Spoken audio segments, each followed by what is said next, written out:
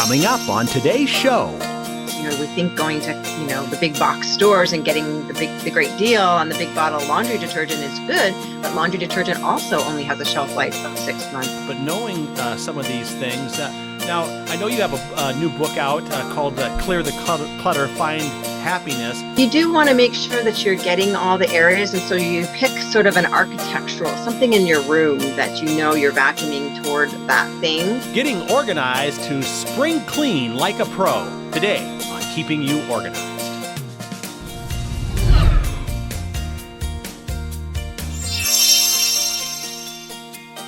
Hello and welcome to Keeping You Organized. Today, it's getting closer and closer to spring, at least when we're making this show available to you. Now, you may be watching it sometime later, but it's almost spring. And what do we think about when we think about spring? We think about spring cleaning. Well, we're going to teach you how to do that like a pro, and we brought in the pro herself, Donna Smallin-Cooper from unclutter.com. Donna, how are you today? Great, John. Thank you. How are you? Good. Well, I think we want to talk about spring cleaning, but that probably has really a couple elements to it. You got the cleaning part, right? And then you got getting ready for it and being organized enough so you can clean. So how do we get into this whole process? Well, first of all, I want to share with you something I learned that's very interesting, and that is the history of spring cleaning. How did spring cleaning become something that we do or think we should do? And the reason is because back in the late 1800s, women had to take everything out of the home to get it clean because they were using fireplaces, wood-burning fireplaces to heat the house. And so there was all kinds of soot, and then kerosene lamps, which emitted all kinds of greasy film. And so they had to take everything out of the house and clean it and then put it back. So it was a huge ordeal, and it took about a week. And I remember reading that one woman said you knew you had a good husband when he didn't complain about having cold supper for a week while you were doing your spring cleaning, right? So, now we don't have those kinds of things to contend with, but we still like the idea of spring cleaning. And I think something like 70% of our population, 70 to 80%, will go out and do some spring cleaning because it just makes us feel good. Yeah, I was going to say, a lot of times people are restless. They, at least the excuse my wife gives me is that, listen, if we do this now, when it's really nice out, then you won't have to worry about cleaning. You can spend all your time outside. So it's kind of one of those negotiation techniques. But I do think we all kind of spring is a new time. Flowers are coming up. We're feeling better. So I can kind of relate to that whole situation. Yeah. So, getting organized to do your spring cleaning, it starts with cleaning out your cleaning closet, first of all, because, I'll get into it in a second. And then you're developing a logical plan of attack is another. Decluttering first is always my suggestion there. And then getting the job done in the most efficient and effective way possible so that you can get out and play in the beautiful sunshine. So when I talk about going into your cleaning closet, a lot of people don't realize that cleaning products do have a shelf life. And I was surprised to learn that bleach has a shelf life of 6 months from the time you purchase it. So you can still use it, but it just won't be as effective as it was when it was, brand new. So you might want to think about buying some of these products in smaller quantities. We think going to, the big box stores and getting the great deal on the big bottle of laundry detergent is good, but laundry detergent also only has a shelf life of 6 months, 9 months if it hasn't been opened. So, so that's something to really consider. Right. Now, that's almost like the length of a season too. So you could probably just plan on, buying it every year then, most likely. Yeah, right. Right. Yeah. Buy your cleaning supplies now in the spring and buy enough to get you through to the fall, and then buy some more in the fall. Now, do you think is there kind of a list of, your basic cleaning supplies, or like, I can imagine you probably have like this apron, right? And a little toolbox with every little thing you need in it. But is that kind of the approach? I mean, what are some of the basics that someone would need to have in order to do most of the spring cleaning? Well, first of all, that apron idea really is very efficient. And that's why you see a lot of professional home cleaners wearing an apron with pockets, and there are special aprons you can buy for that.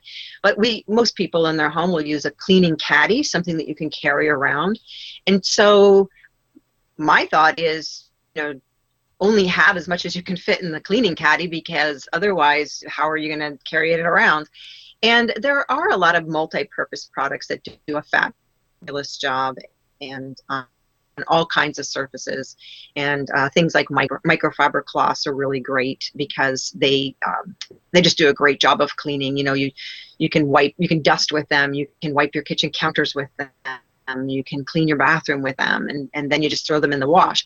But that's another thing, actually, that I learned about microfiber cloths, is that you should only wash them with other microfiber cloths and nothing else, because the way they work is there's this little frizzy end that we can barely see on the cloth itself, all these little frizzy ends.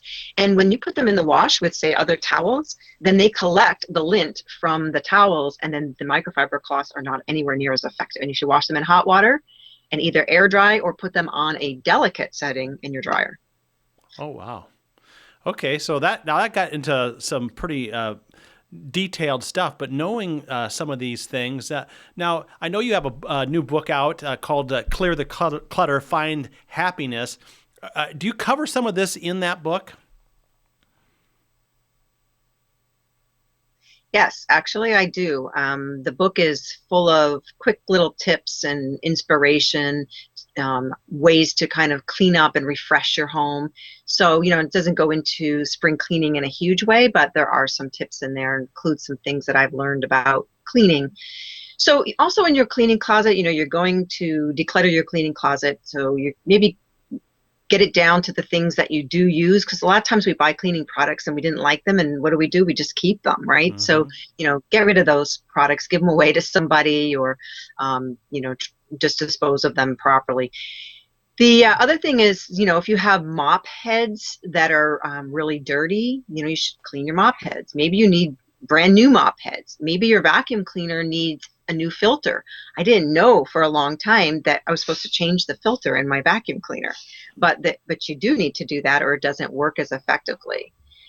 So things like that, make sure that you have good tools, because your house is only as clean as the tools that you're using, right? Right. So make sure that your cleaning tools are also clean and ready to use. So do you think you should do this maybe a couple days in advance of, that big Saturday or whatever, so you're not stuck all of a sudden first thing Saturday morning and then, oh gosh, we need new supplies, or we need to get this cleaned? Is that something that would be good to do in advance?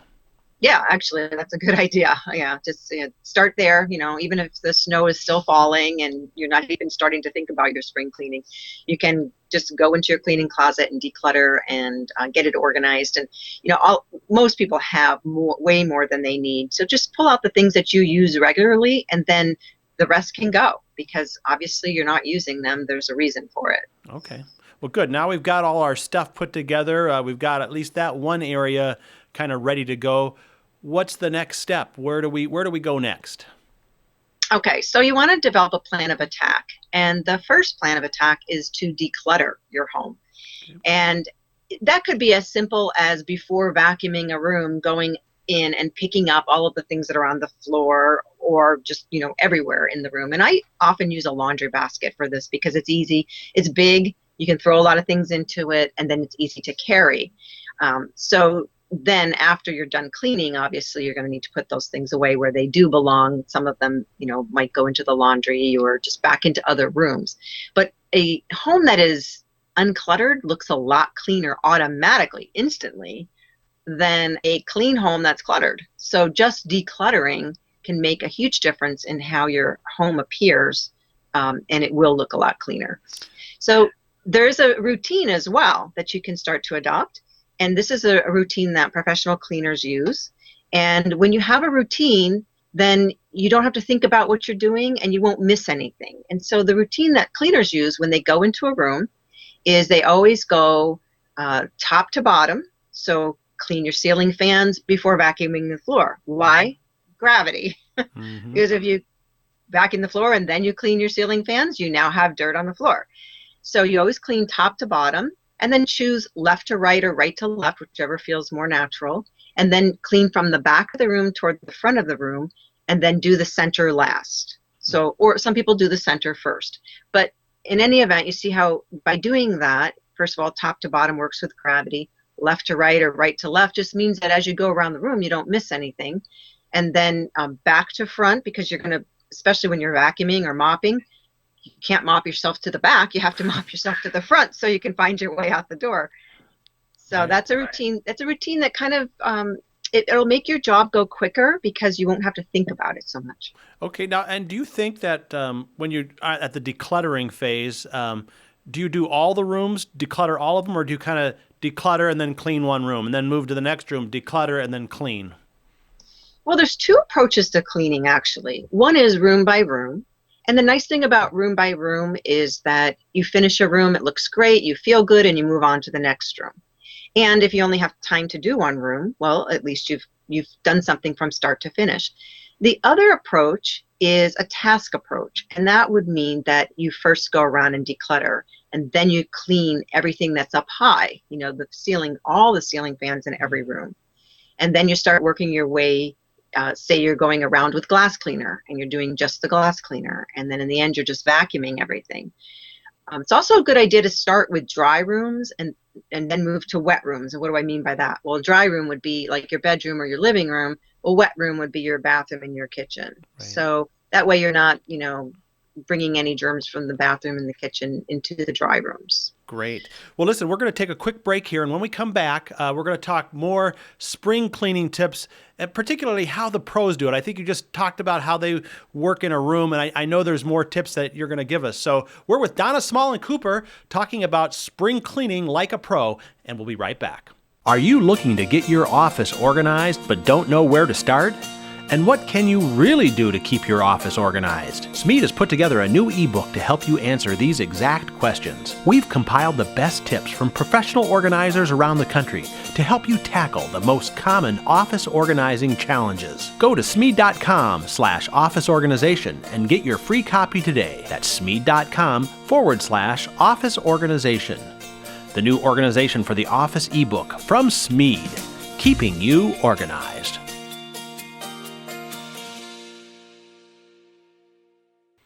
We're back now on Keeping You Organized, talking spring cleaning, getting that house ready for the spring so you can spend all your time outside and not have to worry about it being all clean. And Donna Small and Cooper from unclutter.com joins us. Donna, before the break, you gave us some really good tips from the pros about spring cleaning on how when they attack a room, they do it from top to bottom and then maybe either go left to right or right to left, and then from the back of the room and, mopping yourself out the door or vacuuming yourself out the door.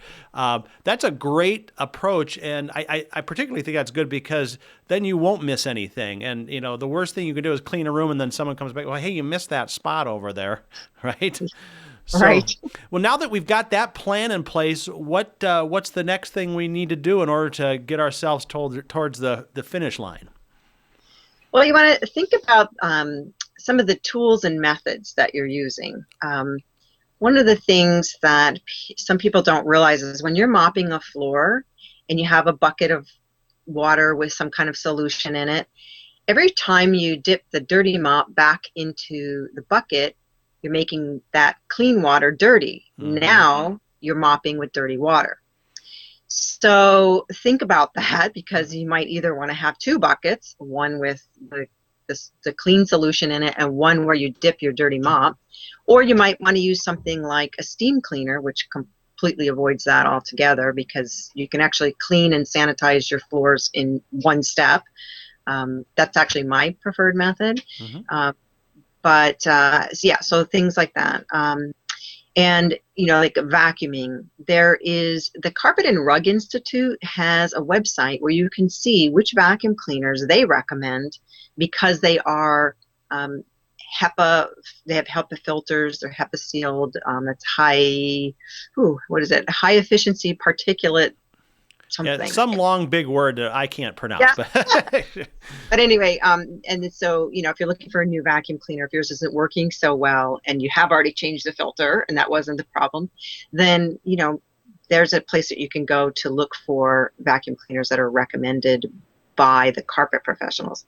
And by the way, vacuuming is quite a technique as well. And first of all, your carpet is like a big air filter for your home. Hmm. And so when your carpet is clean, it attracts a lot of allergens and dust, but it keeps it trapped within the fibers of the carpet instead of up into the air.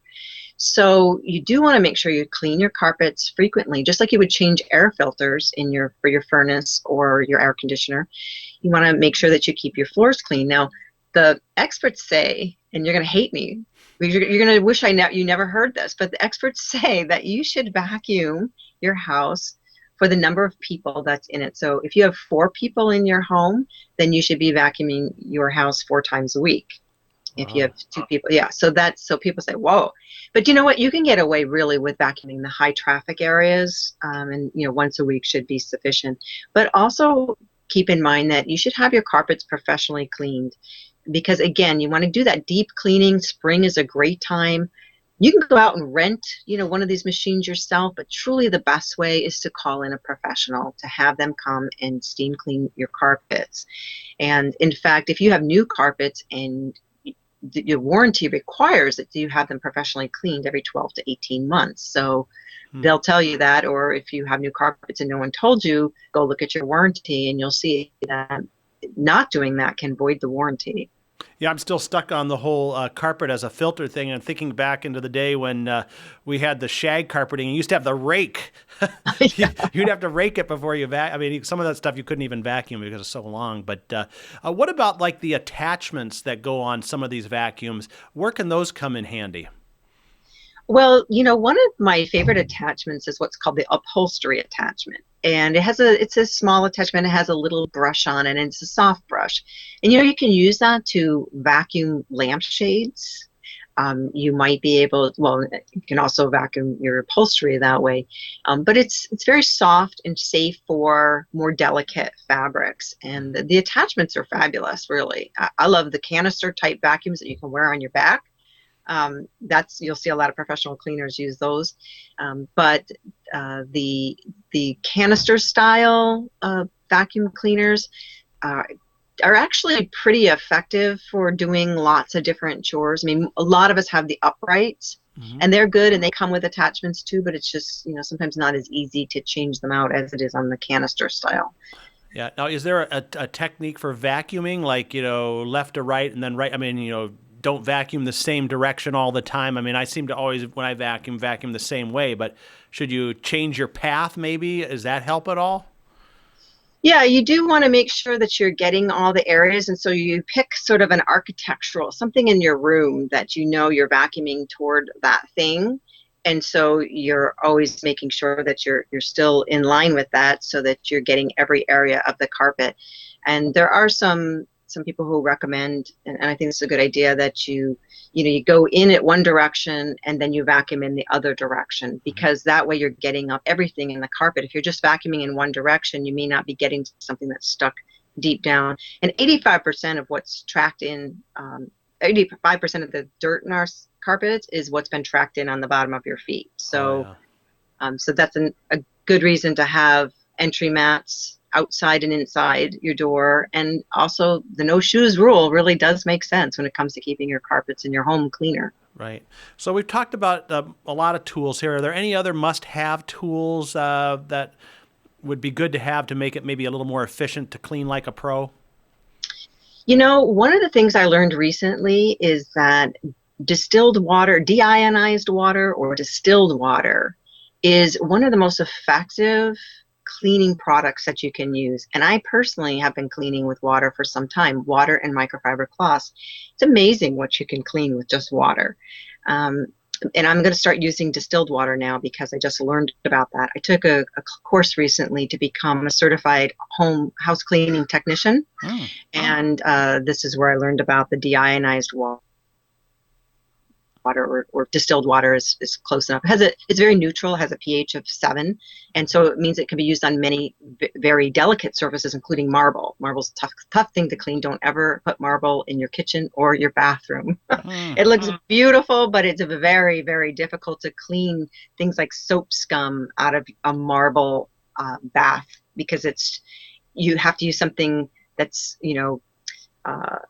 that has more cleaning power to get the soap scum out, but yet that's going to ruin the marble. So it's really it's interesting. But one of my favorite tips for cleaning with water is you have a microfiber cloth, you spritz it with a little bit of water and use it to clean glass. And what's great is that it doesn't streak, it doesn't fog, it doesn't leave any lint behind, and you just move around your house. I have the distilled water in a little spray bottle, and it just does a super job. It really does. And then, of course, you wash your microfiber cloths, as I explained earlier. Great. Now, we're running out of time here a little bit. I just want to make sure we cover all the points so we can spend our time outside now. So we've done the tools. Any other tips about getting our spring cleaning kind of all wrapped up and finished? I have a ton of tips, actually, but well, we can always do another show too. So, but that's right. Let's get this cleaning project finished here so we can get outside. Yeah. Actually, if you go to my website, unclutter.com, and you search for cleaning, you'll come up with lots of tips, especially for spring cleaning. Awesome. I wrote an article in my November 2014 newsletter on what I didn't know about cleaning, and I think you might find that really interesting. But the whole point is that, for cleaning, we want a clean home, but you know what? It's really about having a healthy home as well, because a clean home is a healthy home. And so then we can have, we can be happier and get outside and play and not, have the sniffles or whatever. I mean, it really does help to keep your home healthier when you keep it clean. Mm-hmm. Great. Well, let's let people know how they can get a hold of you, your website, what's on your website, and if there are any services related to this that you provide people. Yeah, so the website is unclutter.com, and I have a blog that I post to regularly, and we talk about cleaning and decluttering and organizing and simplifying your life.